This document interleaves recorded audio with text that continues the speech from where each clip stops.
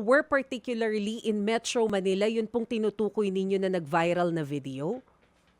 Yes, ma'am. Ito po ay nangyari last sa April 4. Ito po ay nakunan through dun po sa isang video na kumalat po dito sa ating dito po sa ating sorry sa word ay Facebook account or no. Then ito po ay napagkandakan or naimbestigahan po ng inyo pong HPG para alamin or tukuyin ito pong area. Gayong ito pong area po Hmm, kasi ay nasa tapat po ng isang convenience store along Metro Manila, no? Dito po sa may bandang going to Pasay, Metro Manila na pagitan.